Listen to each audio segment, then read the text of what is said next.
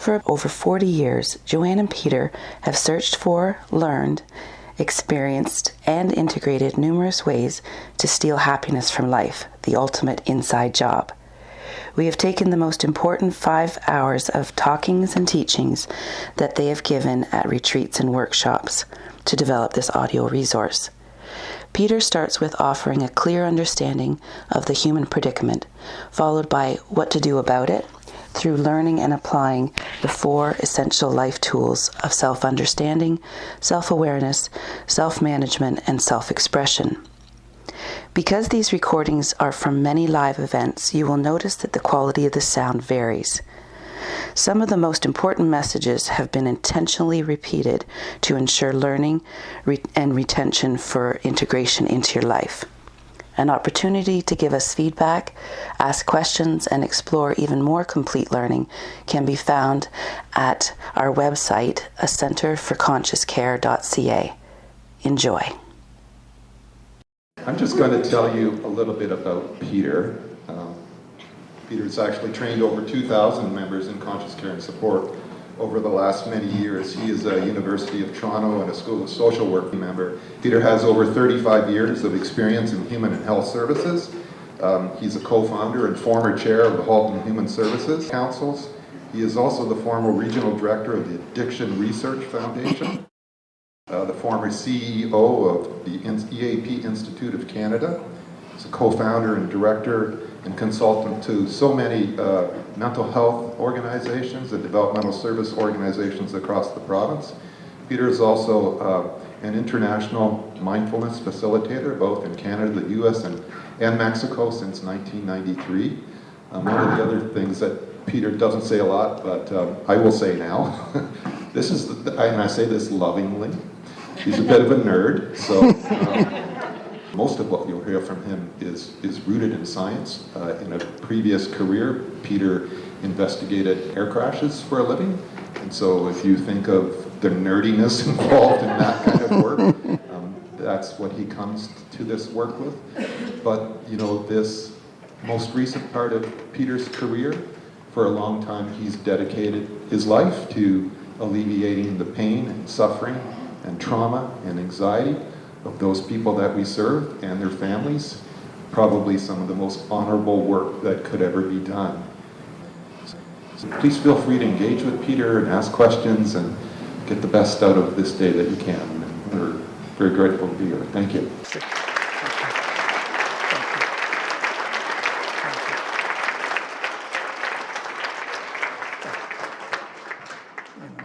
I'll add one more thing to my bio. I actually sang backup for Leonard Cohen. I did so. Now I have to make a confession. It's not quite exactly like you might think, like in a studio and that. I got to be honest with this. Leonard's, lost him this year. He's a great guy. His mindfulness teacher is the same as my mindfulness teacher.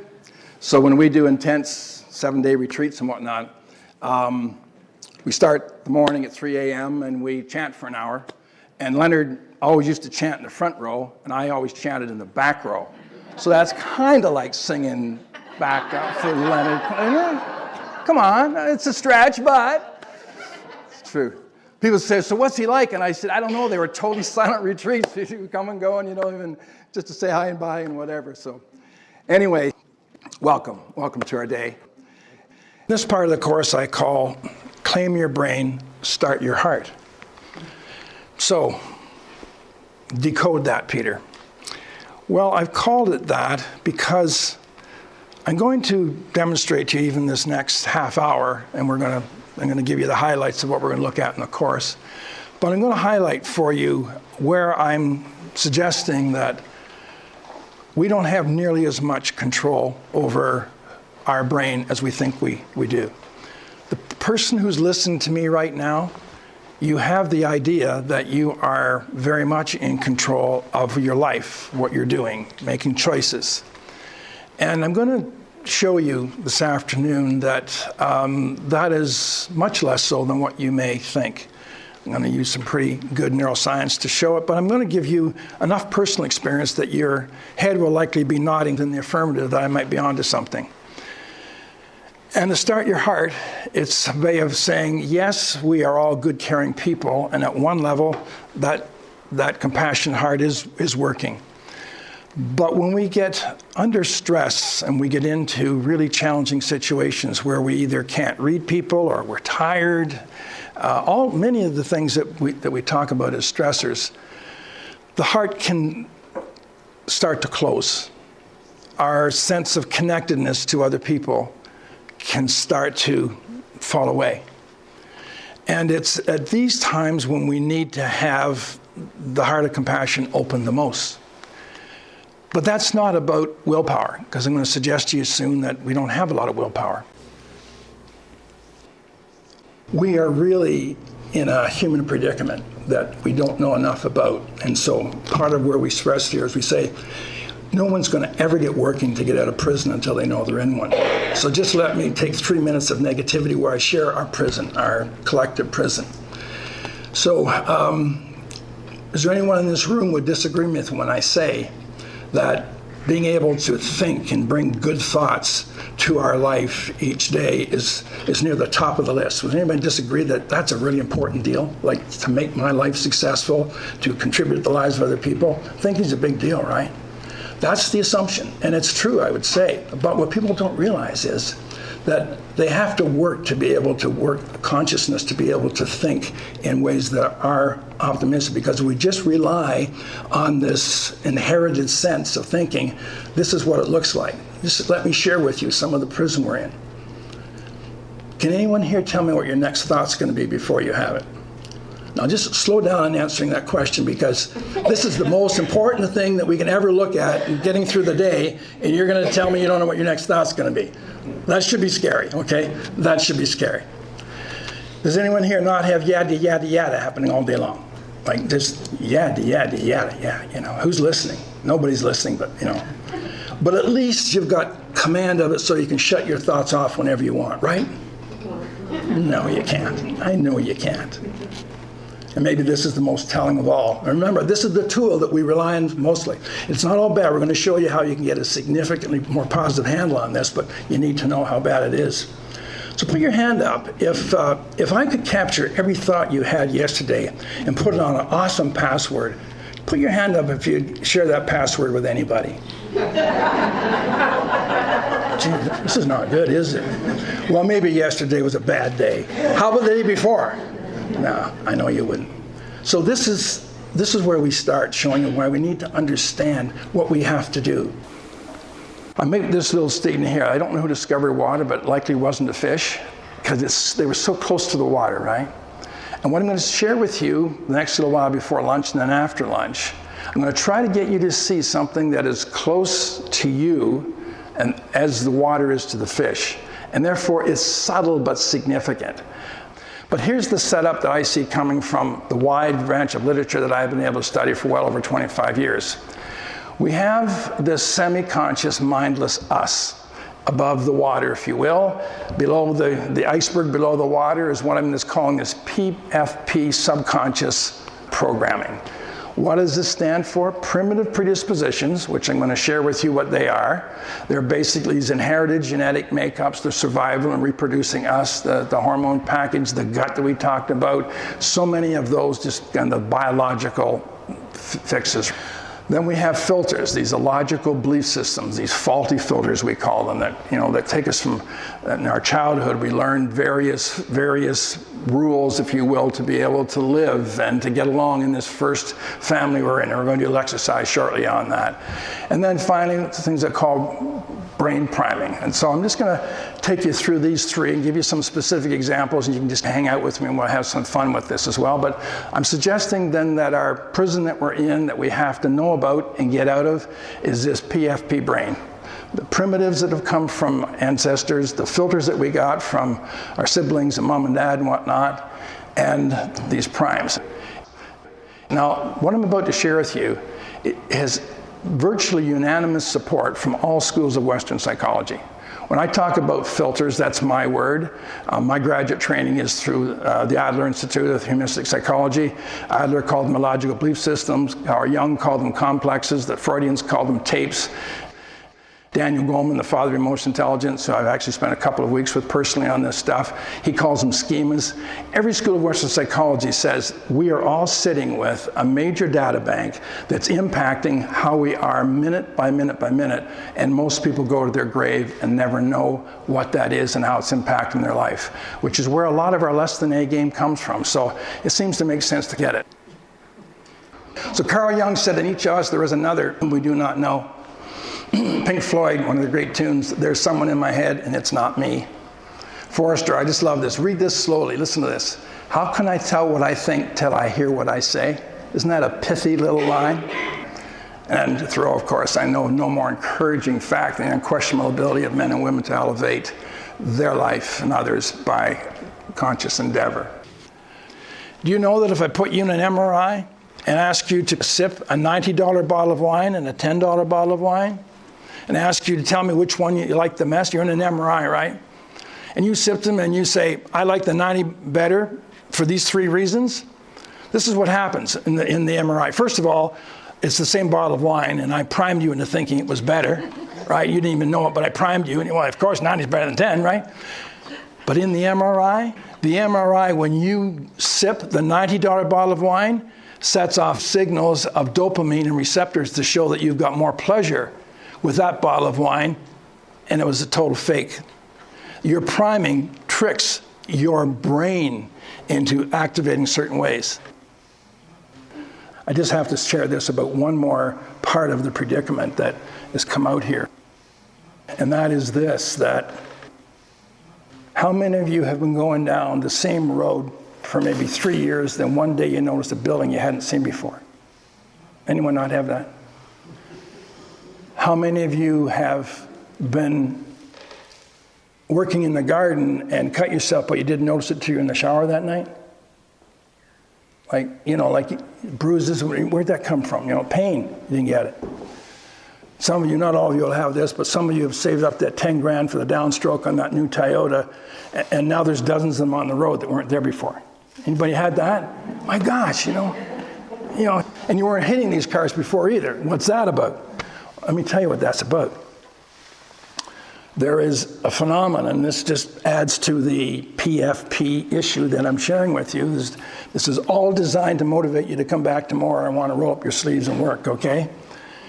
But this is something that is called inattentional blindness. This is the term, inattentional blindness. And it is based on this. Now, this is MIT study, and MIT, a pretty serious group of technicians over there. So, and it's been replicated, but certainly MIT led the field on this. They determined that right now, at the subconscious level, your brain is processing 11 million bits of data per second. At the subconscious level, 11 million bits. But, it's a big but, the you who's listening to me, you are only processing 60 bits of data per second. It's like a 9-digit phone number. It's like nothing. This is why you can be looking at a building for 3 years and only one day you finally see it. Why? Because when we have this intentional blindness happening to us, we're not seeing everything that's going on. And we're not taking in everything that's happening. And this is, I'm going to get into a little bit of this tomorrow when we talk about this, people who we find difficult. First of all, we don't see everything that's going on. And then next, we don't remember what's going on. The memory is terrible. Like, the studies on memory are just awful. Like, I won't go into the studies, but it's just awful. And we see something, because of inattentional blindness, we only see a part of it, but we lock that in as the way it is. This could be in difficult relationships or wherever. This is the way it is, and you've missed the 3-story buildings, but your mind says that's the way it is, right? And then when you remember that, you remember, of course, it's incomplete. Then you tell that story to someone in this incomplete way, and your brain now says, oh, this is the way it happened. And you can have this same thought, the same story happen 3 or 4 times, and it gets worse and worse and worse in terms of its accuracy. That's the way the brain works. Because you see, the brain doesn't really want to be dealing with all this stuff. The brain is basically in reproducing and survival. And that's the way it's set up. And what we're doing here is trying to say we want to have a culture that's significantly more complete than that. I'd like you all right now to pretend that you're in a train station. There's a train coming down the tracks. This research has been done, by the way, by major educational institutions, and it's been done when you're in a functional MRI is when it happens, but for you, we're just going to talk about it here. So here's the deal. You're in a train station, and there's a train coming down the tracks, and it's about to kill 4 people because they don't see it. Now, there's a sidetrack, and you're on a switch, and if you throw that switch, you will take that train and put it over onto a side track. Now here, there'll be 1 person killed. And so the question is, I'd like you just to talk to someone, take a half a minute, would you throw the switch or not? Now this is not a problem-solving exercise. You're not going to yell, you're not going to sacrifice, you're not going to do a lot of great things I know you'd like to do to save everybody. Right now, your choice is, you're going to let the train run down and kill 4, or you're going to throw a switch and kill 1. So just take half a minute and then come back to me and tell me what you're going to do. Okay, let's see how normal this group is. The research is telling us about 90% of folks would say, I'm going to throw the switch. Do we have switch throwers here? I mean, mostly, okay. And why would you throw the switch? What would be some of your thinking? Why would you do that? It's kind of a math problem, right? But then I thought I might feel more responsible. Yes. Yeah, there is a dimension of responsibility which is going to come up right now. Act 2 of this tragic play. You're in the same train station. Train's coming down, out of control. But now you're not at a switch. You're actually in a water tower over top of the tracks, and there's a person in front of you. And if you push that person to their death, then their body will derail the train and save the 4 people. Take a half a minute and decide whether you'd push that person or not. Okay, very good. Didn't need half a minute here. Okay. So yeah, it's not for anyone like that, okay? It's just a person.